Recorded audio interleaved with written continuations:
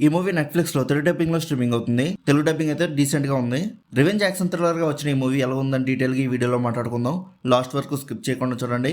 ఇంకా ఆ మూవీలో స్టోరీ గురించి మాట్లాడుకుంటే, కొడుకు మీద చేయి వేసిన గ్యాంగ్ ని ఒక ఎక్స్ రౌడీ అనే తండ్రి ఎలా రివెంజ్ తీసుకున్నాడు అనేది మెయిన్ స్టోరీ. ఇంకా ఈ మూవీలో ప్లస్ పాయింట్స్ గురించి మాట్లాడుకుంటే, ఫిల్మ్ మేకింగ్ చాలా రియలిస్టిక్ గా ఉంది and production values, colour grading చాలా రిఫ్రెషింగ్ అనిపించాయి. ఫాదర్ అండ్ సన్ మధ్య వచ్చే ఎమోషనల్ బాండ్ కూడా చాలా ఆనెస్ట్ గా చూపించారు. డీప్ గా చూస్తే ఇందులో ఒక మంచి మెసేజ్ కూడా ఉంటుంది. ఎవడైనా రెచ్చగొట్టేటప్పుడు మనం ఒక 5 minutes కోపాన్ని కంట్రోల్ చేసుకుంటే లైఫ్ లో ఎన్నో దారుణాలు ఆపుతాయని. ఇంకా మూవీలో మైనస్ పాయింట్స్ విషయానికి వస్తే, స్టోరీ చాలా రొటీన్ గా ఉంటుంది. మనం ఆల్రెడీ జాన్ విక్ లేదా టేకెన్ లాంటి మూవీస్ లో చూసిన అదే రివెంజ్ ఫార్ములాని ఇందులో కూడా యూజ్ చేశారు. యాక్షన్ థ్రిల్లర్ అని ప్రమోట్ చేసిన యాక్షన్ సీక్వెన్సెస్ అంత ఎక్కువే ఉండవు.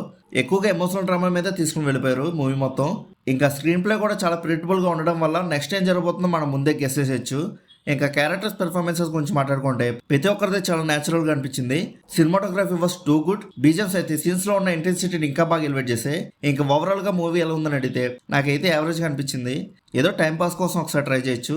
ఇంకా మీరు కూడా ఈ మూవీ చూస్తుంటే మీకు ఎలా అనిపించిందో కింద ఉన్న కామెంట్ సెక్షన్ లో చెప్పండి. అలానే movie updates and movie reviews కోసం మన సినిమాప్ ఛానల్ సబ్స్క్రైబ్ చేసుకొని బెల్ ఐకాన్ కూడా ఆన్ చేసి పెట్టుకోండి. మా వీడియోస్ని మీరు మిస్ అవ్వకుండా చూడగలుగుతూ ఉంటారు. ఇంకా మళ్ళీ మనం నెక్స్ట్ వీడియోలో కలుసుకుందాం. బాయ్.